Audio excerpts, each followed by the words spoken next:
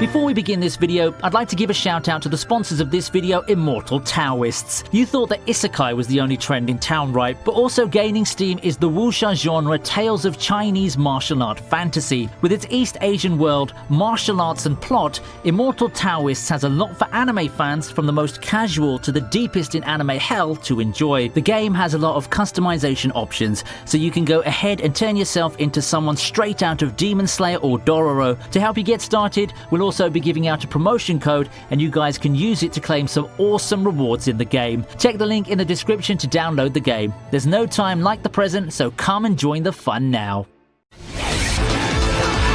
It's no secret that spring 2020 used to be known as the blockbuster season of sequels to kick off the new decade. Everyone was anticipating the next season to their favorite shows. That is, until circumstances took those sequels away from us, one by one.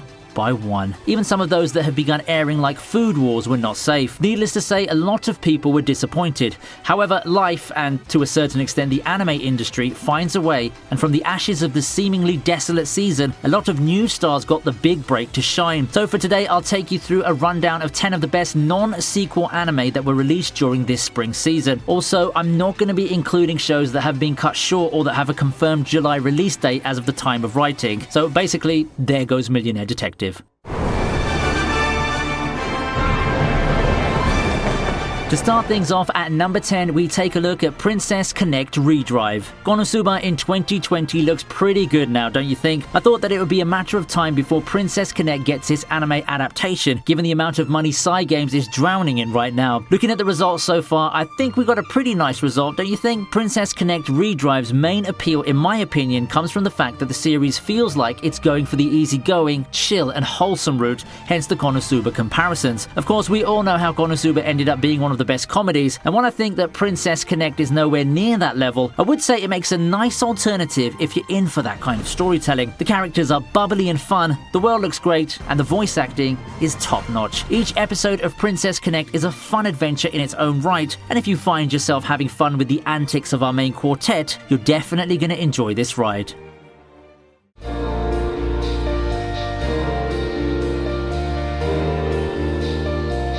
Being an artist in the Renaissance is tough, even more so if you happen to be a woman who indulges herself in the pursuit of art. Social norms were a pain for women during those days, and doubly so for Arte, who loses her father, the only person who really believes in her passion for art. Refusing to just sit back and settle in as a noble's wife, Arte gets a big break as the apprentice of the master artisan Leo. With a new life ahead of her, she must earn her keep and rush head on the road to becoming a master artist herself. It may not be the sheltered life of a noble that she would have had, but it's one that she would take in a heartbeat. Arte provides a feminist take on what's known as a male-dominated field in the Renaissance era. It has a relaxing, colourful setting complemented by a lead that you can't help but cheer for. The series also covers some mature themes that not a lot of people can see being tackled in this medium.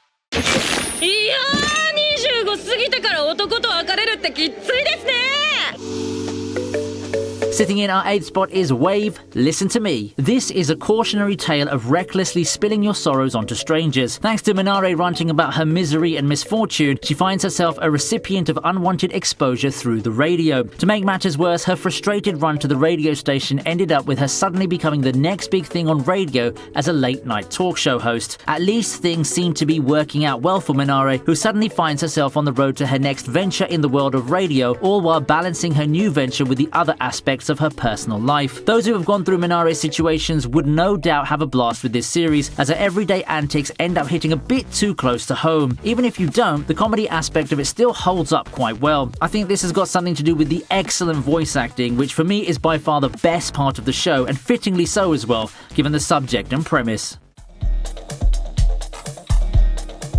Here's a sleeper hit that I didn't manage to talk about pre-season. To sum up the story in more easy terms, Kakushigoto is the story of Kakushi, a manga artist who makes questionable content and therefore vows to keep his profession a secret from his daughter. Of course, this includes wild situations like pretending to be a salaryman. Well, as you'd expect, hijinks ensue as he goes to all lengths in order to protect his precious daughter from his not-so-innocent job. The show's highlighted by all the silly and over-the-top attempts by our main character in order to hide his secret. Endless laughs are to be had in a story about a dad trying to outsmart his ever-curious daughter. I think the story is a unique take on the father-daughter subgenre, which is typically dominated by wholesome relationships of growth. In Kakushigoto, comedy takes the forefront and the results are amazing. At the halfway point is My Next Life as a Villainess. Everyone can't stop talking about Bakarina. What I thought was a potential hit for the season ended up delivering spectacularly, capturing the hearts of many anime fans this season thanks to the brand new twist in the isekai genre. See, this is exactly why isekai is here to stay, unlike the previous 3 to 5 year trends like the Magic Academy harems of the early 2010s. To be fair, My Next Life as a Villainess is a very entertaining show minus the novelty of it being an isekai that's a reverse harem and starring the supposed villain for once. The plot ended up being quite wholesome as well, with Katarina trying to prevent bad endings by becoming friends with everyone. I think the best part of the show is the characters, who all bring something new to the table. Along with Katarina, who for me is one of the most entertaining isekai leads in the modern era, the cast is just a good lineup of guys and gals that mesh well together in the finished product. It's an anime that will bring smiles to your faces, and I personally anticipate each new episode with eagerness.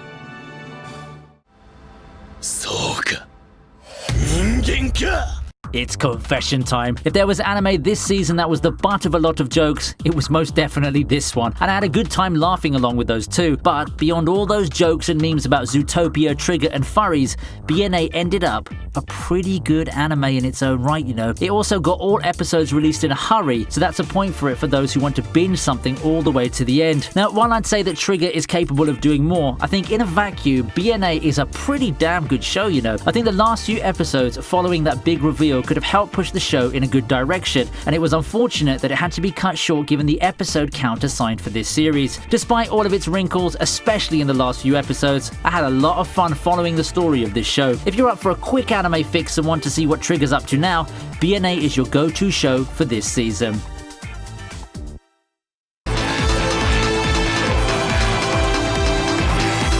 You know, I didn't really know what to expect from Gleipnir before the season started. Then I watched the first few episodes, got hooked and started reading the manga, and the rest is history. In my opinion, the big appeal of Gleipnir is just how well it manages to connect conflict after conflict. Perhaps it's due to the unique dynamics between the main duo or the surprisingly great fight animations, but the show never ended up being a slog to watch. It's either that, or after thoroughly enjoying Darwin's Game the previous season, I'm up for more edgy survival battle anime. Among the action titles this season, I vouch for this one in terms of good old dumb fun. Many people, including me that is, have repeatedly questioned the weird premise, but I ended up enjoying the show far more than I expected anyway. Beware though, the fan service can get pretty gratuitous midway through.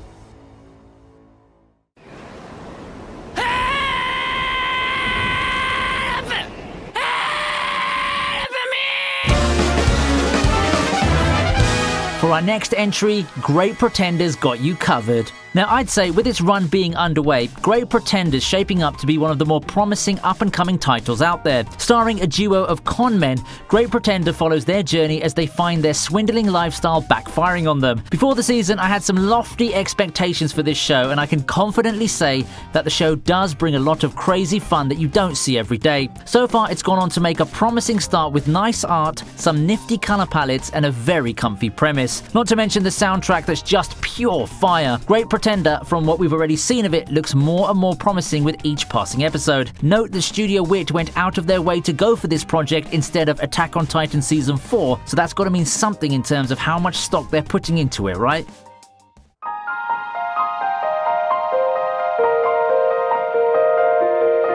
It's been a while since I've seen one of these, but seeing Yesterday for me is actually pretty good as a coming-of-age story. I admit that I overlooked this one when I was doing my pre-season previews thanks to the sequels that we eventually ended up getting robbed of. Mostly. In a way, I'd say that having all of those delayed sequels ended up being a blessing in disguise of sorts because it allowed me to chance upon this series. You probably won't know me as that big of a fan of shows like this compared to the more action-y ones, but this anime has caught me in its narrative. I guess it has to do with the relatable characters, its mature take on romance, or the outstanding visual and production quality that the show has to offer. Whatever the reason is, I would vouch for this show, definitely. When it's all said and done, seeing Yesterday for me could very well end up being the underrated title of this season.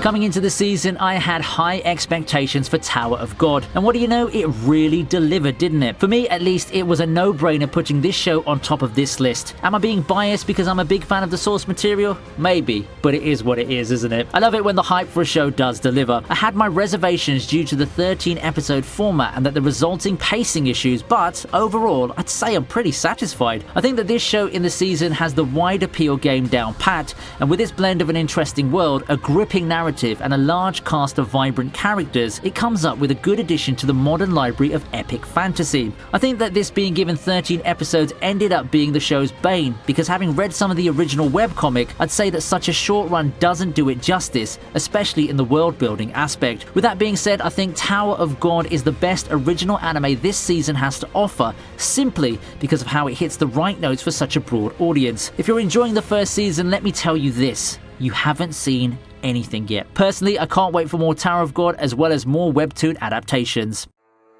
So what do you think then? A pretty good season when it's all said and done, isn't it? There are a lot of good shows that you're missing out on if you're not watching much anime this season. This further shows that even in times of adversity, the anime industry can keep going. Let's all thank the guys behind these shows and the creative minds behind it all for giving us entertainment in our times of need. So what are you waiting for? Pick your show from this list and start catching up. Don't forget to check out our sponsors game, Immortal Taoists. Next month's their 1-year anniversary, and I'm sure that most of the 2 million people who've downloaded the game will have something to say about it. That's not even getting to the 200,000 Facebook fans and the 30,000 fans on the official Discord. And if that's not enough to convince you, then maybe people on Google Play can help you out. After all, it's going to be on its recommendation page, and we'll be tying that momentous occasion with an in-game event. So check the link in the description to download the game for free. Also, hit the like button and subscribe for more anime content, and I'll see you next time on ViniiTube.